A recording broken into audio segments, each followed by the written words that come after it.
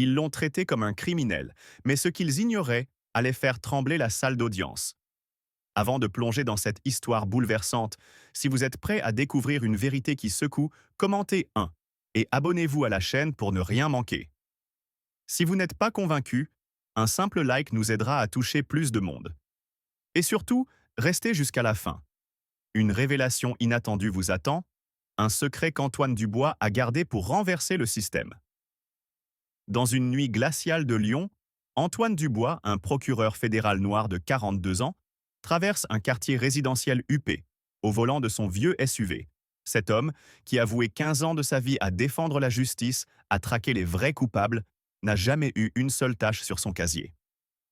Ce soir-là, épuisé après avoir veillé sur sa mère malade, il chante doucement au son de la radio, vêtu d'un jogging usé et d'une casquette. Rien ne le distingue, sauf sa peau. Soudain, des gyrophares déchirent l'obscurité. Une patrouille le force à s'arrêter. Pas de bonsoir, pas de demande de papier. Juste deux officiers blancs, Jacques Martin et Pierre Lefebvre, surgissant avec des regards hostiles, mains sur leurs armes. Descendez immédiatement, hurle-t-il. Antoine, calme, lève les mains. Je suis procureur fédéral, je coopère. Mais ces mots sont balayés. Brutalement arraché de sa voiture, il est plaqué au sol, menotté, humilié devant des passants médusés. Une vieille dame, témoin de la scène, murmure « C'est toujours pareil ». La rage monte en Antoine, une colère sourde face à cette injustice criante, alimentée par des années de préjugés subis. Ce n'est pas qu'une arrestation, c'est une déclaration de guerre contre sa dignité. Mais ce qu'ils ignorent, c'est qu'Antoine cache un atout explosif, une preuve qui va faire trembler le système. La nuit enveloppe Lyon d'un silence oppressant, seulement brisé par le hurlement des sirènes. Antoine Dubois, plaqué contre le capot de son vieux SUV, sent le métal froid mordre sa peau. Les menottes serrent ses poignets, et la douleur physique n'est rien comparée à l'humiliation qui brûle en lui. Jacques Martin et Pierre Lefebvre, les deux officiers blancs, le toisent avec un mépris glacial. « T'as cru que t'étais quelqu'un, hein ?» ricane Jacques, tandis que Pierre crache au sol, près des chaussures usées d'Antoine. Pas une seconde il ne vérifie ses papiers. Pas une fois il n'écoute ses mots, prononcés d'une voix calme mais ferme. « Je suis procureur fédéral, je coopère. » Pour eux, il n'est qu'un homme noir, un suspect par défaut, un coupable avant même d'ouvrir la bouche. Les passants, figés sur le trottoir, détournent les yeux, sauf une vieille dame qui murmure à nouveau, comme un écho de désespoir, toujours la même histoire. Mais ce soir, cette histoire ne se terminera pas comme les autres. Antoine, malgré la rage qui bouillonne en lui, reste maître de lui-même. Il sait que le moindre geste brusque pourrait transformer cette injustice en tragédie. Les officiers le jettent à l'arrière de leur voiture de patrouille, riant entre eux. « Regarde son tas de ferraille, il se prend pour un roi », s'esclave Pierre, tandis que Jacques ajoute « On va lui apprendre à respecter l'ordre ». Leurs mots sont des lames, taillant dans la dignité d'un homme qui a passé 15 ans à défendre la loi. Antoine, les mains liées, fixe le vide, mais son esprit s'accroche à un détail qu'ils ignorent, une petite caméra fixée discrètement sur son tableau de bord, un dispositif qu'il avait installé après avoir entendu trop d'histoires semblables. Ce n'est pas seulement pour lui, mais pour tous ceux qui n'ont jamais eu la chance de prouver leur innocence. Dans la voiture, l'atmosphère est suffocante. Les officiers continuent leur moquerie, évoquant des clichés racistes avec une arrogance qui fait monter la colère d'Antoine à un point de rupture. Il pense à son père, un ouvrier immigré qui lui disait toujours « Garde la tête haute, mais ne leur donne pas de raison de t'abattre ». Ces mots résonnent, mais ils ne calment pas la tempête en lui. Il sent l'injustice comme un poison, une blessure ouverte par des années de regards méfiants, de contrôle aléatoire, de murmures dans son dos malgré son badge de procureur. Ce soir, il n'est pas un homme de loi respecté, mais un homme noir dans une voiture. Un point, c'est tout. Et ça le rend fou.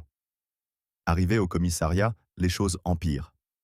Antoine demande à appeler son avocat. « Tais-toi, tu parleras quand on te le dira », aboie Jacques. Il demande à voir un supérieur. Refus net. On le pousse dans une cellule glaciale où le néon grésille comme une menace. Les heures s'étirent, interminables. Les officiers, confortablement installés dans leur bureau, rédigent un rapport accablant. refus d'obtempérer, comportement suspect, tentative d'agression, des mensonges empilés comme des briques pour construire une prison invisible autour de lui. Antoine, assis sur le banc dur, sent la colère enfler, mais il la canalise. Il pense aux dossiers qu'il a défendus, aux victimes qu'il a représentées, à ceux qui n'ont jamais eu de voix. Ce n'est pas seulement son combat, c'est celui de milliers d'autres. Un élément nouveau rend cette scène encore plus poignante. Dans la cellule voisine, un jeune adolescent noir, à peine 17 ans, tremble de peur, arrêté lui aussi sans raison valable. Antoine croise son regard à travers les barreaux et ce qu'il voit le déchire. La terreur d'un gamin qui n'a pas son expérience, pas sa caméra, pas sa position. Tiens bon, petit, murmure-t-il, la voix rauque d'émotion. Ce moment cristallise sa détermination. Il ne se battra pas seulement pour lui, mais pour ce jeune, pour tous ceux qui sont écrasés par le système. La caméra dans sa poche, il le sait, est une bombe à retardement.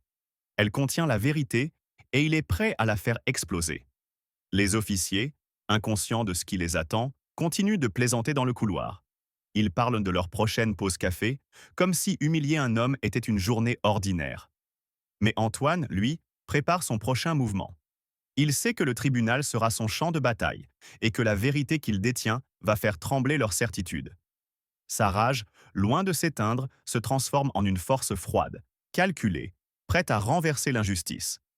Si cette histoire d'injustice vous révolte, commentez 1 pour montrer votre soutien à Antoine et à tous ceux qui luttent pour la justice. Abonnez-vous pour ne pas manquer la suite. Comment Antoine va-t-il utiliser sa preuve pour faire tomber ceux qui l'ont humilié? Et quelle sera la révélation qui secouera Lyon? Restez avec nous, la vérité est sur le point d'éclater. Dans l'obscurité d'une cellule glaciale, Antoine Dubois transforme sa rage en une arme silencieuse, prête à faire éclater la vérité. Le commissariat de Lyon, baigné dans la lueur blafarde des néons, semble figé dans un silence oppressant. Antoine Dubois, enfermé dans une cellule exiguë, sent le froid du béton s'infiltrer dans ses os. Les menottes ont laissé des marques rouges sur ses poignets, mais c'est l'humiliation qui le brûle le plus. Jacques Martin et Pierre Lefebvre, les deux officiers qui l'ont brutalisé, sont repartis dans leur bureau, rédigeant un rapport truffé de mensonges. Refus d'obtempérer, agression sur agent, comportement suspect, des accusations fabriquées de toutes pièces, sans une once de preuve. Antoine, assis sur le banc métallique, fixe le mur gris, mais son esprit est ailleurs. Il pense à ce jeune garçon de 17 ans, dans la cellule voisine, dont les yeux terrifiés lui rappellent de sa propre jeunesse, quand il devait marcher tête baissée pour éviter les ennuis.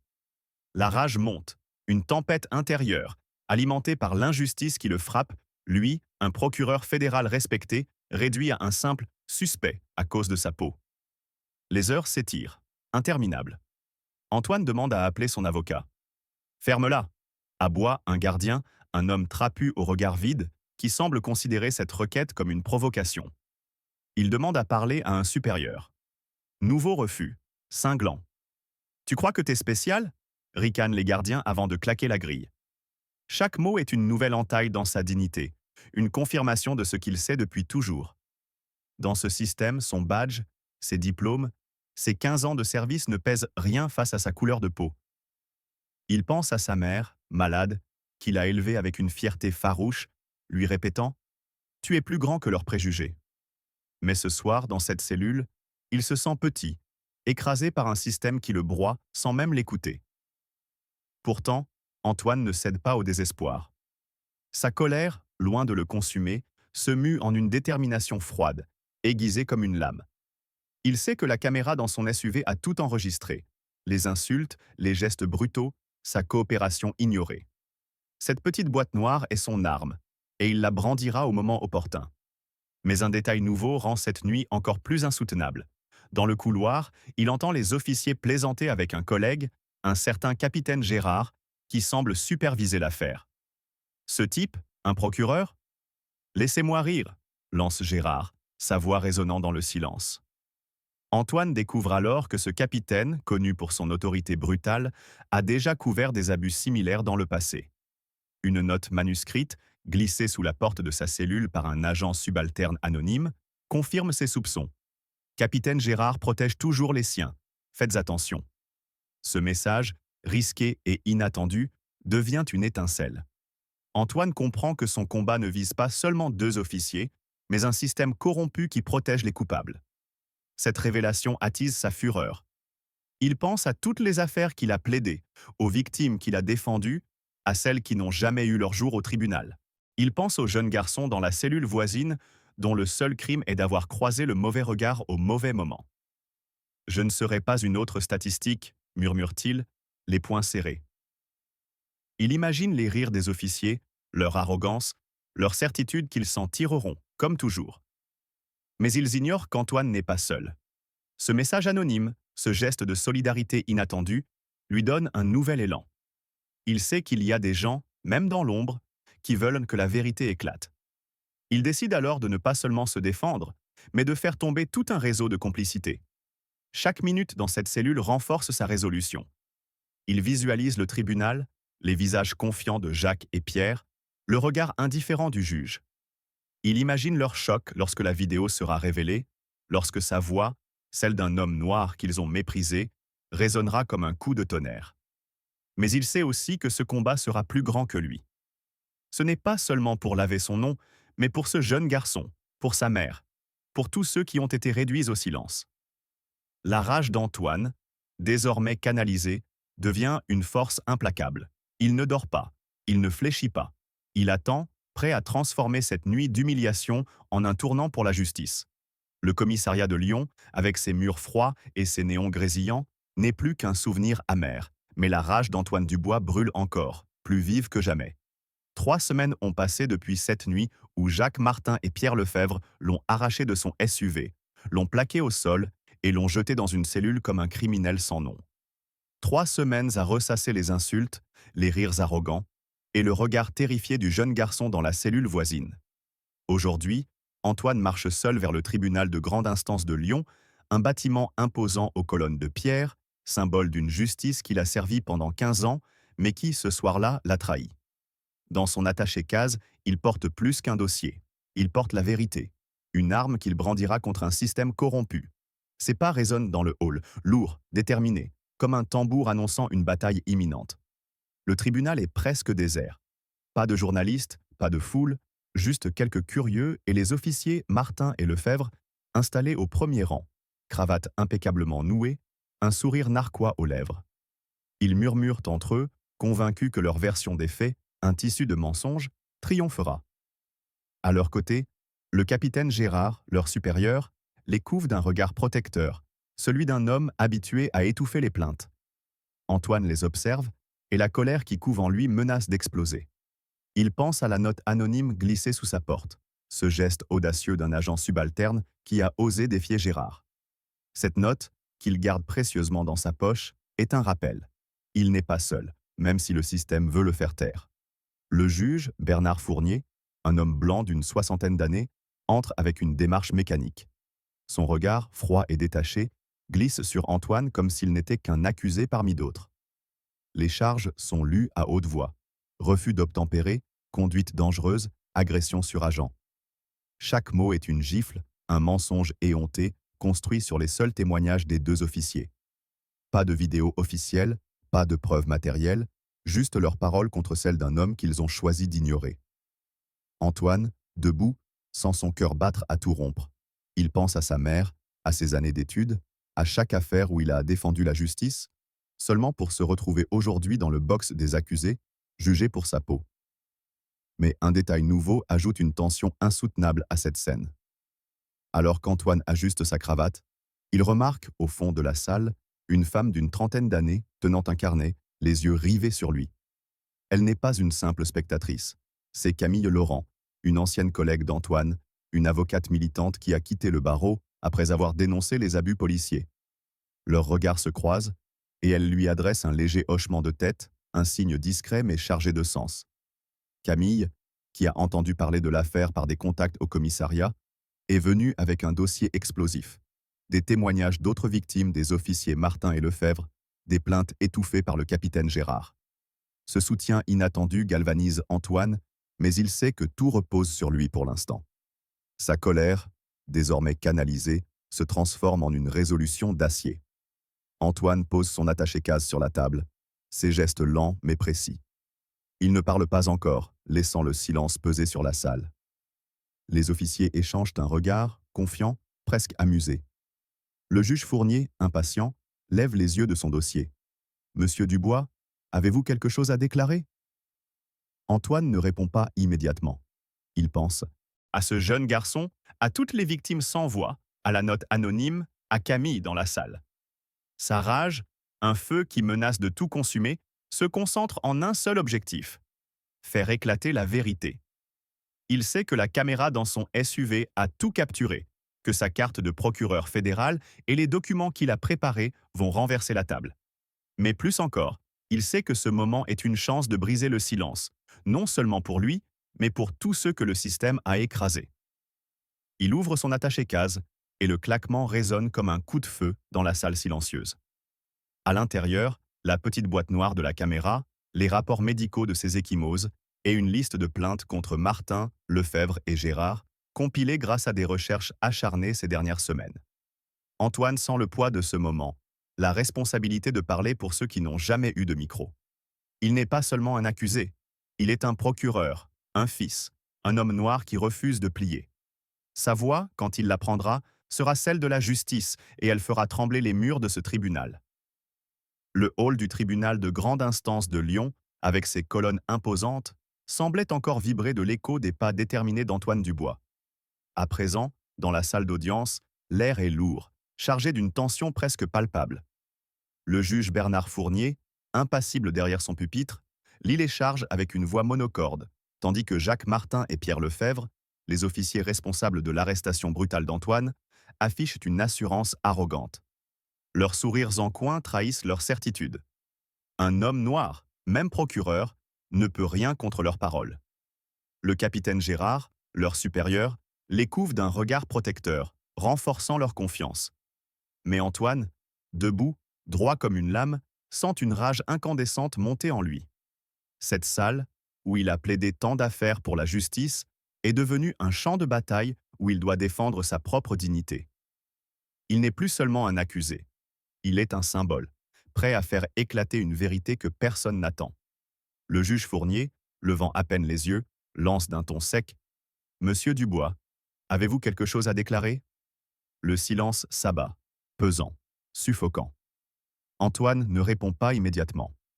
Ses doigts effleurent l'attaché-case, où repose la petite boîte noire de sa caméra, une bombe prête à exploser. Il pense à la nuit de son arrestation, aux insultes racistes, au jeune garçon terrifié dans la cellule voisine, à la note anonyme glissée par un agent courageux, et au regard complice de Camille Laurent, l'avocate militante assise au fond de la salle. Cette dernière, discrète mais attentive, serre son carnet, prête à intervenir si nécessaire. Antoine sait que ce moment est crucial, non seulement pour lui, mais pour tous ceux que le système a écrasés. Soudain, un détail inattendu ajoute une intensité dramatique à la scène. Alors qu'Antoine s'apprête à ouvrir son attaché-case, un murmure parcourt la salle. Un homme en civil, un ancien collègue d'Antoine du parquet, entre discrètement et prend place à côté de Camille. C'est Julien Moreau, un procureur qui avait quitté Lyon après avoir dénoncé les pratiques douteuses du capitaine Gérard. Son retour, inattendu, est un signe. La vérité ne sera pas étouffée aujourd'hui. Julien, par un regard furtif, transmet à Antoine une information cruciale. Il a obtenu par des contacts internes un enregistrement audio où Gérard ordonne à Martin et Lefebvre d'en finir vite avec l'affaire d'Antoine pour éviter tout scandale. Cet enregistrement, bien que non officiel, est une arme supplémentaire, et Antoine sent sa colère se transformer en une force implacable. Il ouvre l'attaché-case avec un claquement qui résonne comme un défi.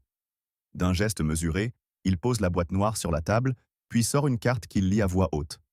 Antoine Dubois, procureur fédéral, 15 ans de service. Un silence glacial s'installe. Les officiers échangent un regard inquiet, leur assurance vacille. Le juge fronce les sourcils, irrité. « Est-ce une plaisanterie, monsieur Dubois ?» Sans un mot, Antoine appuie sur un bouton. L'écran de la boîte s'allume, projetant des images d'une clarté brutale. L'intérieur de son SUV, les gyrophares, les voix agressives des officiers, leurs insultes racistes, la violence gratuite alors qu'Antoine, main levée, répète « Je suis procureur, je coopère ». On le voit plaqué au sol, menotté, humilié devant des passants impuissants. La salle entière retient son souffle. Martin blêmit, Lefebvre baisse les yeux, et Gérard, pour la première fois, semble perdre son aplomb. Antoine, la voix basse mais vibrante de colère contenue, poursuit. « Je n'ai rien à ajouter. Vous avez tout sous les yeux. » Il dépose sur la table une lettre du ministère de la Justice confirmant son statut, des rapports médicaux attestant des ecchymoses et une liste de plaintes antérieures contre Martin, Lefebvre et Gérard, toutes étouffées par le système. La présence de Camille et Julien au fond de la salle renforce l'impact. Ils représentent une alliance naissante, une révolte silencieuse contre l'injustice. Le procureur local, Claire Beaumont, se lève, visiblement secouée. Elle ignorait tout de l'identité d'Antoine et de l'ampleur de l'affaire. D'une voix tremblante, elle déclare « Je demande la suspension immédiate des charges et l'ouverture d'une enquête interne contre les officiers et leurs supérieurs. » La rage d'Antoine, loin de s'apaiser, se cristallise dans ce moment. Il ne savoure pas la victoire, car il sait que sans cette caméra, sans son titre, sans le soutien inattendu de Julien et Camille, il aurait été une autre victime oubliée. Il pense aux jeunes garçons, aux noms sur sa liste, à ceux qui n'ont jamais eu de caméra pour les sauver. Le juge, blême, comprend qu'il vient d'échapper à un scandale national. Mais pour Antoine, ce n'est pas la fin. C'est le début d'un combat plus grand, celui de briser un système qui protège les coupables et broie les innocents. Il reste debout, immobile, tandis que la salle s'agite, sentant que ce moment marque un tournant, non seulement pour lui, mais pour toute une communauté. La vérité d'Antoine Dubois, comme une onde de choc, ébranle le lion et rallume la flamme de la justice dans un pays endormi. La salle d'audience du tribunal de Lyon, encore frémissante sous l'impact de la vidéo d'Antoine Dubois, semble suspendue dans un silence irréel. Les images brutales de son arrestation, les insultes racistes, la violence gratuite des officiers Jacques Martin et Pierre Lefebvre, son humiliation publique, ont figé le juge Bernard Fournier, blême, et fait vaciller l'arrogance du capitaine Gérard. La procureure Claire Beaumont, bouleversée, a exigé la suspension des charges et une enquête interne. Mais pour Antoine, ce n'est pas une victoire personnelle. C'est un cri de rage, un hurlement contre un système qui a brisé tant de vies avant lui. La vérité, révélée par sa caméra et soutenue par les documents accablants, plaintes étouffées contre les officiers, rapports médicaux, notes anonymes dénonçant Gérard, n'est que le début. Alors que le tribunal se vide, la nouvelle de l'affaire se répand comme une traînée de poudre, prête à enflammer Lyon et au-delà. Le lendemain matin, la vidéo d'Antoine, partagée par Camille Laurent sur les réseaux sociaux, devient virale. En quelques heures, des millions de vues inondent les plateformes, accompagnées de commentaires indignés. « C'est une honte ! Combien d'autres sans caméra ?» Les chaînes nationales, de France 24 à BFM TV, s'emparent d'as de l'histoire. Un procureur fédéral noir, humilié par la police lors d'un contrôle injustifié. Les visages de Martin et Lefebvre, désormais reconnaissables, s'affichent sur les écrans, leurs rires arrogants disséqués par les chroniqueurs. Le capitaine Gérard, éclaboussé par l'enregistrement audio fourni par Julien Moreau, voit son nom traîner dans la boue. Mais Antoine, cloîtré dans son petit appartement lyonnais, ne regarde pas les chaînes d'information. Il relit la note anonyme, pense aux jeunes garçons de la cellule voisine, à sa mère malade, à tous ceux dont les voix n'ont jamais été entendues. Sa colère, loin de s'éteindre, se transforme en un feu inextinguible, alimenté par des années d'injustice tue. Un élément nouveau intensifie le drame. Un groupe de militants locaux, inspirés par Camille, organise une veillée devant le commissariat où Antoine a été détenu.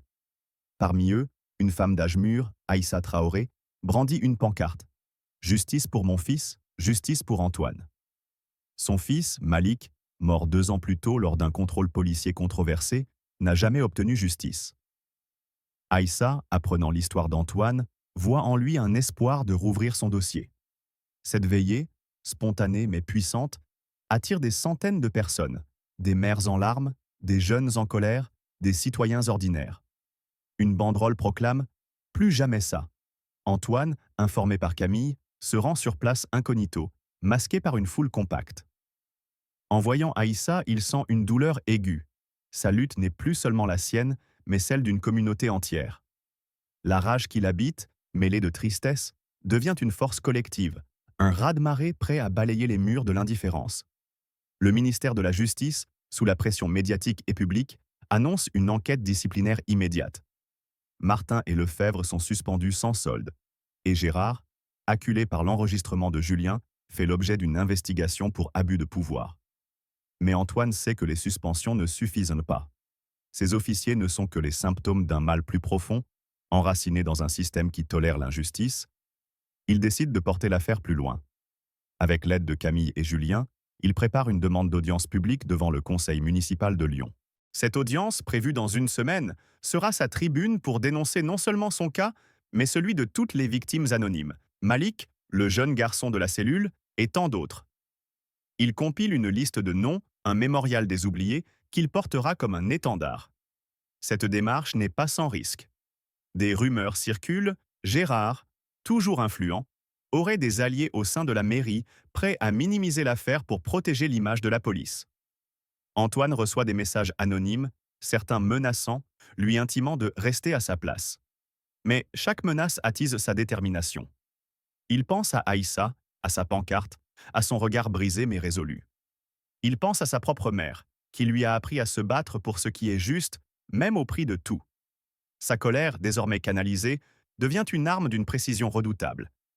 Il ne veut pas seulement la justice pour lui, il veut un changement systémique, un monde où un homme noir peut conduire sans craindre pour sa vie. Lyon, secoué par l'affaire, devient le théâtre d'un réveil. Les manifestations s'intensifient, les débats télévisés s'enflamment, et le nom d'Antoine Dubois résonne comme un symbole de résistance. Mais pour lui, ce n'est pas une question de gloire. C'est une question de survie, pour lui et pour ceux qui viendront après. Il sait que l'audience publique sera un combat, mais il est prêt. Sa voix, portée par la rage et la vérité, ne tremblera pas. Si cette histoire d'injustice et de résistance vous touche, commentez 1 pour soutenir Antoine et tous ceux qui luttent pour la justice. Abonnez-vous pour découvrir la suite. Comment Antoine affrontera-t-il le conseil municipal? Et quelle révélation explosive l'attend dans cette bataille? Restez avec nous, car l'histoire est loin d'être finie. L'onde de choc déclenchée par la vidéo d'Antoine Dubois continue de secouer Lyon, ses rues vibrantes et ses places animées. La ville, encore marquée par les manifestations devant le commissariat et les débats enflammés sur les plateaux télévisés, retient son souffle. Jacques Martin et Pierre Lefebvre, suspendus sans solde, sont devenus des parias médiatiques, tandis que le capitaine Gérard, éclaboussé par l'enregistrement audio de Julien Moreau, lutte pour sauver sa carrière. Mais pour Antoine, l'homme au centre de cette tempête, ce n'est pas une question de vengeance, c'est une question de vérité, une vérité qu'il porte comme une arme, forgée dans la douleur et la colère d'une nuit où il a été réduit à sa couleur de peau. Aujourd'hui, une semaine après le tribunal, il entre dans la salle du conseil municipal, un espace solennel aux boiseries anciennes, où il va s'adresser à une foule hétéroclite. Des élus nerveux, des citoyens indignés, des mères en deuil, et ce jeune garçon de 17 ans, croisé dans la cellule, dont le regard hanté ne quitte pas son esprit. Antoine, vêtu d'un costume sombre, se tient droit, son attaché-case à la main. La salle est pleine à craquer, l'air saturé d'attente et de tension. Aïssa Traoré, la mère de Malik, est là, sa pancarte toujours serrée contre elle, ses yeux brillants d'un mélange de chagrin et d'espoir. Camille. Laurent et Julien Moreau, ses alliés inattendus, sont assis au premier rang, leur dossier prêt à appuyer ses propos. Mais un nouveau détail rend ce moment encore plus explosif. Parmi les élus, un conseiller municipal influent, François Duval, proche de Gérard, affiche un sourire crispé. Antoine a appris, par un informateur anonyme, que Duval a tenté de convaincre le maire de limiter l'audience pour éviter un scandale politique. Cette tentative de censure attise la fureur d'Antoine, une rage qui bouillonne depuis cette nuit où il avait été plaqué au sol, humilié, ignoré. Il sait que cette audience n'est pas seulement une tribune pour lui, mais un cri pour tous ceux qui ont été réduits au silence. Il s'avance vers le pupitre, son regard balayant la foule. Pas de notes, pas de discours préparé. Sa voix, grave et vibrante, résonne comme un coup de tonnerre. Je suis Antoine Dubois, procureur fédéral depuis 15 ans. Malgré mon badge, mes diplômes, ma carrière sans tache, j'ai été traité comme un criminel parce que je suis noir. La salle s'immobilise, saisie par l'intensité de ses mots. Il continue, chaque phrase chargée d'une colère contenue mais brûlante. Cette nuit-là, j'avais une caméra, j'avais un titre, j'avais les moyens de me défendre. Mais combien n'ont rien? Combien, comme Malik Traoré, n'ont jamais eu leur jour au tribunal? Il brandit une liste, un rouleau de noms, victimes d'abus policiers, oubliés, effacés. Chaque nom ici mérite justice. Pas seulement moi. La foule, d'abord silencieuse, commence à murmurer, puis à applaudir. Un grondement sourd qui gagne en puissance. Aïssa, les larmes aux yeux, lève sa pancarte plus haut. Mais la tension monte encore lorsque Duval, nerveux, tente d'interrompre. Monsieur Dubois, restons mesurés. Cette affaire est un cas isolé. Antoine, sans fléchir, le fixe droit dans les yeux. Isolé? Alors pourquoi des dizaines de plaintes contre vos officiers ont-elles été enterrées? Pourquoi le capitaine Gérard est-il toujours en poste? La salle s'enflamme. Des cris d'indignation fusent. Camille se lève, brandissant son dossier de témoignage, tandis que Julien, d'un geste discret, transmet à un journaliste une copie de l'enregistrement incriminant Gérard. Ce moment, orchestré dans l'ombre, transforme l'audience en une arène où la vérité ne peut plus être contenue. Antoine poursuit, sa voix tremblante de rage mais d'une clarté implacable. Ce système protège les coupables et broie les innocents. Il doit changer. Il évoque le jeune garçon de la cellule, les mères comme Aïssa, les victimes sans nom. Il appelle à des réformes concrètes. Caméras obligatoires sur les uniformes, formation contre les discriminations, un comité de surveillance indépendant. Le maire, sous pression, se lève et promet d'étudier ses propositions. Mais Antoine, inflexible, sait que les promesses ne suffisent pas. Il sent le poids des regards sur lui. Celui d'Aïssa, du jeune garçon, de sa propre mère, à distance, qui croit en lui. Sa colère, désormais un phare, illumine une voie pour ceux qui n'ont jamais été entendus.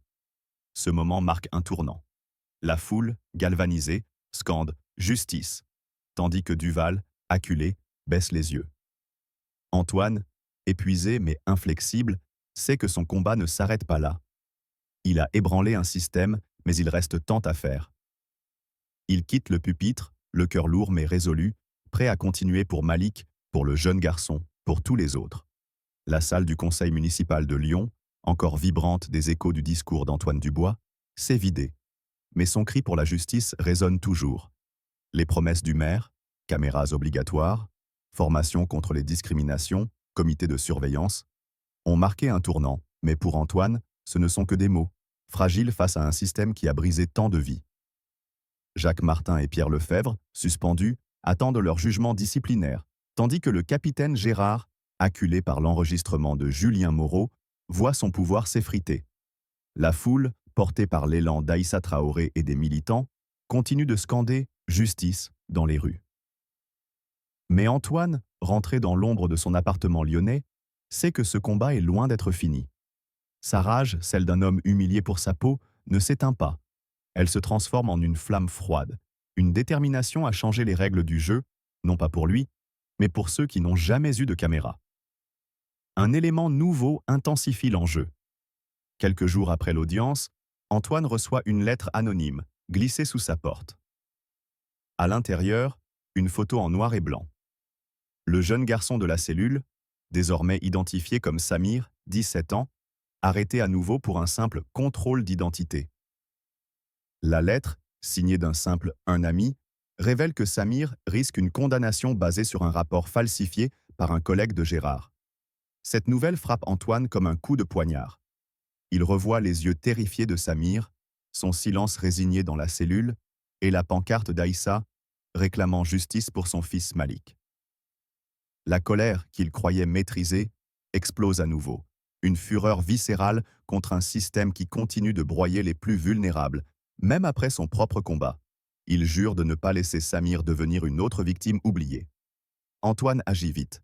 Avec Camille Laurent et Julien Moreau, il monte un dossier pour rouvrir le cas de Samir, tout en poursuivant ses efforts pour des réformes systémiques. La mairie, sous pression, adopte officiellement les caméras obligatoires sur les uniformes des policiers lyonnais. Une première victoire arrachée par la mobilisation publique. Mais Antoine sait que chaque pas est fragile. François Duval, le conseiller municipal lié à Gérard, tente toujours de minimiser l'affaire, murmurant dans les couloirs que trop de réformes nuiraient à l'ordre public. Cette hypocrisie attise la rage d'Antoine. Un feu qui brûle pour Samir, pour Malik, pour sa mère, pour tous ceux qui n'ont jamais eu de voix. Il refuse de plier face à ces jeux politiques. Il commence à intervenir dans les écoles, rencontrant des jeunes comme Samir, leur enseignant leurs droits, leur donnant les outils pour se défendre. Dans une salle de classe d'un quartier populaire, il croise le regard curieux d'une adolescente, Nour, qui lui confie « Je veux être avocate pour arrêter ça ». Ce moment, simple mais puissant, ranime son espoir, mais aussi sa colère. Pourquoi faut-il encore se battre pour que des enfants comme Nour puissent rêver sans peur? Il forme aussi de jeunes avocats, partageant son expérience, insistant sur la nécessité de défier le système de l'intérieur. Chaque mot, chaque leçon est un acte de résistance, un refus de laisser l'injustice gagner. Les réformes progressent lentement. Une loi locale est amendée, imposant des sanctions plus sévères pour les abus policiers. Mais Antoine, lucide, sait que ce n'est qu'un début. Chaque nuit, quelque part, un autre Samir est contrôlé, suspecté, humilié. Sa colère ne faiblit pas, mais elle se mue en une mission. Protéger ses regards, comme celui de Nour, comme celui de sa propre jeunesse. Il n'a jamais voulu être un symbole, juste rentrer chez lui ce soir-là. Mais ce que Martin, Lefebvre et Gérard ont déclenché a changé sa vie. De procureur discret, il est devenu une figure nationale, un porte-voix pour les sans-voix. Et il continuera, non pour la gloire, mais pour que, un jour, un homme noir puisse conduire sans lever les mains.